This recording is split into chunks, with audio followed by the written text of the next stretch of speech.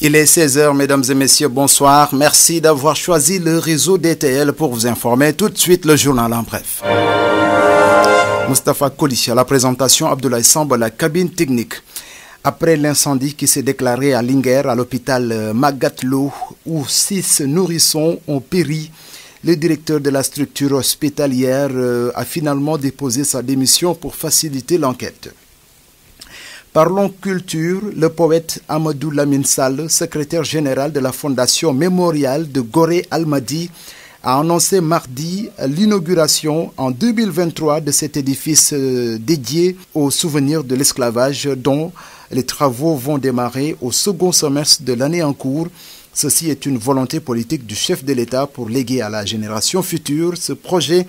qui date de 1975. Le mémorial qui sera construit au bord de l'océan Atlantique sera ouvert sur le monde, sur l'Amérique, où ont été déportés plusieurs Africains lors de la traite négrière. D'une hauteur de 105 mètres sera érigé sur 3000 mètres carrés. Ainsi, un financement de 2,5 milliards de francs CFA a été octroyé au projet dans le budget 2021 de l'État du Sénégal. Affaire emploi et insertion des jeunes, privé de parole lors du Conseil présidentiel sur l'insertion et l'emploi des jeunes présidé par Macky Sall. Le groupement des diplômés sans emploi a décidé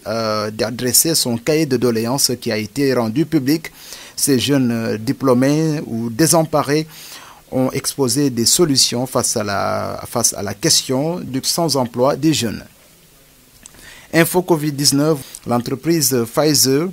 entend rendre disponible d'ici la fin de l'année 2021 une pilule anti-Covid-19 à prendre dès l'apparition des premiers symptômes. Pfizer assure que sa pilule développée est un antiviral capable d'empêcher le virus de se développer dans notre narine. Et puis, ce 28 avril, le ministère de la Santé et de l'Action sociale a révélé 56 cas positifs sur 1231 tests effectués. Il s'agit de 18 cas contacts et 38 cas issus de la transmission communautaire. Un décès a été enregistré hier. Toutefois, 38 patients guéris ont été déclarés.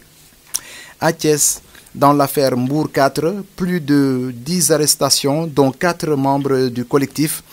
Les habitants de Mbour 4 Extension veulent une liberté provisoire pour leurs camarades détenus depuis bientôt 3 mois. Ils ont fait face à la presse et appelé le chef de l'État à intervenir en égard à la situation sociale des familles des personnes arrêtées dans l'affaire dite Mbour 4 Extension. Et puis l'Union démocratique des travailleurs du Sénégal, UDTS, exige la libération sans condition des 25 travailleurs de l'usine de fabrication des carreaux Twyford qui ont été arrêtés. Ils n'ont fait que défendre leurs droits en tant que travailleurs, a dit Seydou Abdoussi de l'UDTS. Le chef de l'État a annoncé la reprise de ses tournées économiques après la Korité à Touba, Kaffrine, Kédougou et Sédhiou. Et puis pour terminer, pour sa campagne de vaccination contre la Covid-19, la Chine compte aider le Sénégal en lui offrant un lot de 300 000 doses de vaccins à Sinopharm. C'était tout pour cette partie française. Tout de suite, la version Wolof. jërë ngeen jëf mbokk yi ñu ànd ak yéen xibaar yi ci tënk nongali Moustapha Koli ci kàddu gi. xibaar yi dañu koy yaatal ci réseau DTL ànd ak ba léegi Abdoulaye Samb ci cabine technique bi ñu njëkkee ko ak lakk gi nga xam ne moo amoon foofee ca l'hôpital Magatte Lô foofee nag ñu ngi doon xamle sax ni juróom benn liir mujj nañu faatu ci lakk ga nga fa amoon. ki nga xam ne moo jiite woon l'hôpital ba di directeur bi nag moom nag mujj naa tekki ndombal tànkam di xam le ni rek ni loolu lépp rek ngir ñu gën a yombal li nga xam ne moo di l'enquête bi. ci wàllu caada nag ki nga xam ne nag moo di waykat bi di Amadou Lamine ci wàllu mbind moom ni nga xam ne mooy secrétaire général bu fondation mémoriale Gorée Almadi daal dina xam ne ci talaata gi ñu génn ni atum 2023 la ñu nar dalloo wala inauguré li nga xam ne moom la ñuy tuddee mémorial Gorée Almadi bi ñu nar koo taxawal fii ci suufu Sénégal ci waax yi nag nga xam ne nag nga xam ne moo di plage fii ci Sénégal ci la ñu koy amal ñu ngi wax ni nag édifice boobu nag nar naa toll ci téeméeri mètre ak juróom yoo xam ne danañ ko dalloo ci suuf su yaatu soo xam ne daanaka ñetti junni mètre carré ci lay toll ñi xam ne itam ni loolee projet bu yàgg la boo xam ne ñu ngi ko doon togg depuis atum 1975 président Macky Sall nag dafa bëgg nag ñu daal di ko amal ngir rek mu doon joyau boo xam ne day am solo ngir tam mandargal nit ñu ñuul yi nga xam ne dañ leen doon jëlee fii ci Afrique di leen yóbbu foofee ci Amérique di leen liggéeyloo ci seeni doole mu doon nag projet boo xam ne projet bu am solo la boo xam ne ñu bari ñu ngi koy rafetlu ci wàllu xëyu ndaw ñi nga xam ne nag ñoom la ñuy wax ni dañoo am ay diplôme ay lijaasa ba noppi amuñu xëy ñoom nag daal dinañu bind benn cahier de doléance boo xam ne dañ ko jébbal président de la République dañoo gis ni dañ leen beddi ci kàddu yi nga xam ne dañ ko doon yëkkati foofee ca conseil présidentiel ba ñu amaloon ci fan yi ñu génn te Macky Sall jiite woon ko ñoom nag daal dinañ ci bind ay solution yoo xam ne dana tax ñu mën leen a jàppale leneen tam loo xam ne daal dinañ ko fësal ci cahier bi moo di dañu ko lal ci maanaam ci mbedd mi maanaam dañ ko rendre public ngir rek ñëpp jot ci ñu xam ñoom ana lan moo di seeni càkkutéef ci wàllu santé Covid-19 entreprise bi di Pfizer nag mu ngi xam ne ni laata at mi di dee danañu joxe ay doom wala danañu génnee ay doom yu yees yoo xam ne day mën a xeex jàngoro ji di Covid-19 ñu ngi xam ne sax ni pilule yooyu maanaam doom yooyu da doon ay doom yoo xam ne yu am solo la yoo xam ne bu nit ki gisee ay jafe-jafe ci wér-gu-yaram ay mandarga yoo xam ne mooy wane ne lii Covid-19 la bu ko jëlee rek dina taqale ko ak moom te dina fexe ba jàngoro ji du mën a yaatu ci yaramam tàmbale ko ci bakkan ya fa nga xam ne fa lay jaaree. Ministère de la santé et de l'action sociale ñoom nag daal dinañ xamle tey li nga xam ne moo di ay résultats yu ñu am ci junni ak ñaar téeméer ak fanweer ak benn ci ay résultats yoo xam ne daal dinañ ko ay tests yoo xam ne daal dinañ ko def am nañu juróom fukk ak juróom benn yoo xam ne daal dinañ amee jàngoro ji ci biir ñooñu nag fukk ak juróom ñett yi ay cas contact lañu fanweer ak juróom ñett yi doon ay cas communautaire kenn nag moo jot faatu ci jàngoro ji démb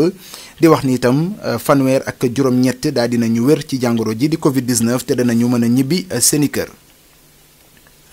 ba léegi mbokk yi ñu wéyal xibaar yi ci tënk foofee ca Mbour 4 extension xamoon ngeen ci weer yi ñu génn amoon la fa coow lu bari ci wàllu suuf bari na sax ñoo xam ne jotoon nañ leen cee jàpp ñu toll ci fukk. ñeent nag ci ñoom dañoo bokk ci collectif ba ci membre collectif ya ñoom nag ñu ngi sàkku waa Mbour 4 ñu daal di leen bàyyi ndax ñetti weer ak léegi ñu ngi leen téye ba léegi kenn xamul dara ci ñoom te seeni njaboot lu ñuy dund ci ay jafe-jafe fi mu toll nii dafa tar lool ñu bëggoon rek Macky Sall daal di leen gestu bàyyi leen ñu génn ngir rek ñu mën a wëyal seen liggéey te dellu ci seeni njaboot foofee ca diwaanu Mbour 4 extension. li nga xam ne moo soxal wàllu liggéeykat yi nga xam ne ñoo nekk foofee ca entreprise Tweetfor te muy defar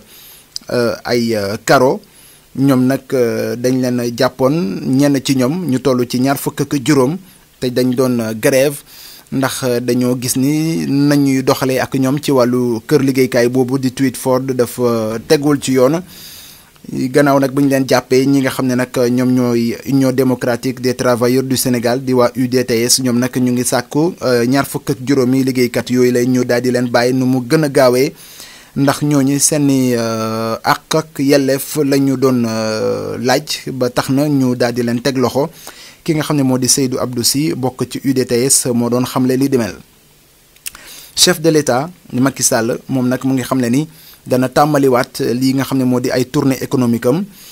ci bu ñu korité ba noppi dana ko def ci diwaanu Touba Kaffrine Kédougou ak fii di Sédhiou. xibaar yi dañ koy jeexale ak campagne de vaccination bi nga xam ne Sénégal mu ngi koy amal ba léegi doomi Chine foofee ca Pékin ñoom nag daal dinañu xam ne dinañu jox Sénégal dimbali ko ci ay vaccin mu toll ci ñetti téeméeri junni ngir rek ñu mën a vacciné wu te xeex mbas mi ci biir Sénégal muy vaccin bi ñuy wax vaccin Sinopharm mbokk yi lii moo nekkoon xibaar yi ci tënk ndongali Moustapha Koli nekkoon ci kaddu gi di leen jaajëfal bu baax te di leen dig daje ci sunu yeneen jotaay xibaar jërë ngeen jëf.